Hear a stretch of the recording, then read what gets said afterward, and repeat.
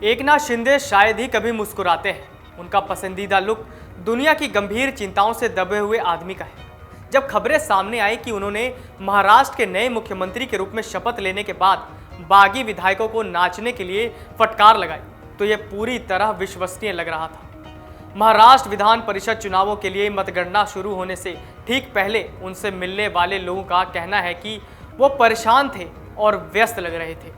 इस चुनाव में भाजपा ने सभी 5 एमएलसी उम्मीदवारों के लिए वोट का प्रबंध किया। ऐसी अपुष्ट अफवाहें थी कि शिवसेना के 12 विधायकों ने भाजपा उम्मीदवारों को वोट दिया था। बाद में जब शिवसेना प्रमुख उद्धव ठाकरे ने स्पष्टीकरण चाहा, तो उनके अधिकांश विधायक संपर्क में नहीं थे। जैसे ही उद्धव की टीम ने उन तक पहुंचने की कोशिश की, तो शिवसेना के 20 विधायकों ने अपने फोन बंद कर लिए और ठाणे में मेयर के बंगले में रात का खाना के लिए इकट्ठा हो गए। वहां से उन्हें मुंबई अहमदाबाद हाईवे पर एक फार्म हाउस जाना था, जहां एकनाथ शिंदे उनका इंतजार कर रहे थे।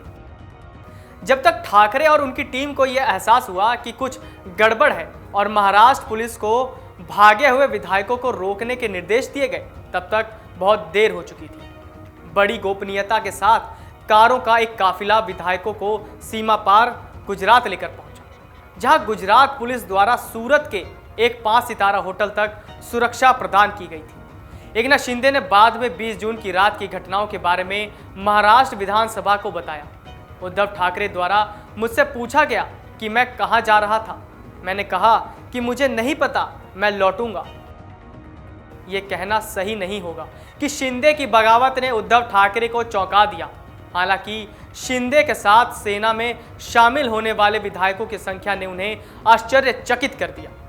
जहाज से कूदने वालों में गुलाब राव पाटिल, संदीपन भूमरे, दादाजी भूसे और उदय सामंत जैसे शिवसेना के कट्टर वफादार माने जाने वाले लोग थे, जो ठाकरे परिवार से अपने व्यक्तिगत संबंधों के लिए जाने जाते थे। उद्धव ठाकरे और एकनाथ शिंदे के बीच बेचैनी एक दशक से अधिक समय से बनी हुई थी।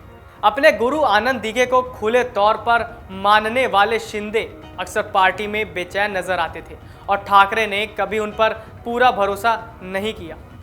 राजनीतिक गलियारों में यह अच्छी तरह से जाना जाता है कि 2009 में राज्य में कांग्रेस एनसीपी सरकार के सत्ता में लौटने के तुरंत बाद शिंदे ने दोनों दलों के नेताओं के साथ पुल बनाना शुरू कर दिया। उन्होंने साथ ही साथ ठाकरे परिवार का भी विश्वास हासिल करने का हर संभव प्रयास किया। इस तथ्य में कुछ विडंबना है कि वो राज ठाकरे और नारायण राणे के उद्धव के नेतृत्व के खिलाफ विद्रोह के समय ऐसा करने में कामयाब रहे। 2005 में राणे के आदमियों ने मुंबई की सड़कों पर शिवसैनिकों के साथ लड़ाई लड़ी और उन्हें बैकफुट पर डाल दिया। ये ठाणे के विधायक शिंदे ही थे जिन्होंने अपने लड़ाकों को मुंबई में शिवसैनिकों के समर्थन के लिए भेजा था। अगले साल जब राज ठाकरे ने भी पार्टी छोड़ दी और बाला साहेब के स्वास्थ्य में गिरावट शुरू हो गई, तो उद्धव को पार्टी में कुछ चुने हुए लोगों पर निर्भर रहना पड़ा। उस गुट का नेतृत्व एकनाथ शिंदे कर रहे थे। 2014 का विधानसभा चुनाव शिवसेना के लिए विशेष रूप से कठिन था, क्योंकि भाजपा ने सिर्फ 6 महीने पहले लोकसभा में मोदी की प्रचंड जीत पर सवार होकर शिवसेना को एक अनुकूल सौदे में कटौती करने से इनकार कर दिया था। उद्धव ने अकेले चुनाव लड़ने का फैसला किया और शिंदे को ठाणे और पालघर जिलों में पार्टी की जीत सुनिश्चित करने का जिम्मा सौंपा गया। शिवसेना ने अपने दम पर 63 सीटें जीती, जबकि बीजेपी ने 122 सीटें जीती, लेकिन सरकार बनाने के लिए जरूरी 145 के आंकड़े तक पहुंचने में नाकाम रही। भाजपा सरकार गठन के साथ आगे बढ़ी और कम से कम 1 दर्जन विधायकों को निर्वाचित कराने में महत्वपूर्ण भूमिका निभाने वाले शिंदे को विधानसभा में विपक्ष का नेता बनाया गया। इससे कुछ ही महीनों के भीतर मुंबई के राजनीतिक गलियारों में यह अफवाह फैलाई गई कि शिवसेना के 15 से 20 विधायकों का एक समूह दल बदल कर भाजपा सरकार में शामिल होना चाहता है। इसके बाद उद्धव ठाकरे ने मुख्यमंत्री देवेंद्र फडणवीस के साथ बात की। शिंदे के अपने हालिया खुलासे के अनुसार भाजपा ने शिंदे को डिप्टी सीएम बनाने की पेशकश की, लेकिन उद्धव ने इसे अस्वीकार कर दिया। इस सरकार में शिंदे को लोक निर्माण विभाग का प्रभार दिया गया। उन्होंने सिर्फ एक निगम महाराष्ट्र राज्य सड़क विकास निगम को संभाला, जो तब आर्थिक रूप से खराब स्थिति में था।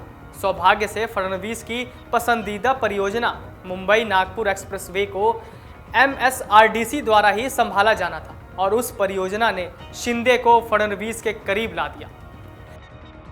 जब 2019 में MVA गठबंधन का गठन किया गया था तो शिंदे ने मान लिया कि शीर्ष नौकरी उनकी ही होगी। कांग्रेस और राकंपा के साथ वैचारिक रूप से विषम गठबंधन के लिए उन्होंने ही निर्दलीय और छोटी पार्टी को विधायकों को तैयार किया था, लेकिन शरद पवार ने उद्धव ठाकरे को CM बना दिया। इतना ही नहीं, शिंदे के कद को आदित्य ठाकरे से भी छोटा कर दिया। इसके बाद शिंदे को इस बात का एहसास हुआ कि उन्होंने कांच की छत पर मारा था।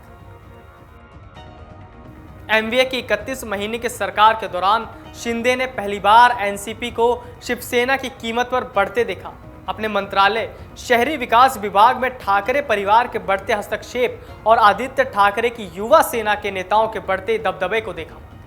UDD में न केवल ठाकरे परिवार बल्कि सर्वशक्तिमान नौकरशाह अजय मेहता के हस्तक्षेप भी लगातार बढ़ते गए। शिंदे के एक प्रमुख सहयोगी ने नाम न बताने की शर्त पर कहा, ऐसे कई मौके आए जब CMO ने शिंदे की राय लिए बिना उनके विभागों से संबंधित महत्वपूर्ण फैसले लिए। मुंबई की विकास योजना में उनसे परामर्श किए बिना परिवर्तन किए गए थे। बालाजी मंदिर ट्रस्ट के लिए भूखंडों का आवंटन और ठाकरे स्मारक के लिए मुंबई महानगर क्षेत्र विकास प्राधिकरण से धन का आवंटन शिंदे को लूप में रखे बिना लिया गया था। उनका दावा है, इन घटनाओं के बाद ही शिंदे ने पार्टी विधायकों को जिताने और शिवसेना को विभाजित करने की अपनी योजना पर काम करना शुरू किया। सब कुछ ठीक होने में उसे 1 साल लग गया।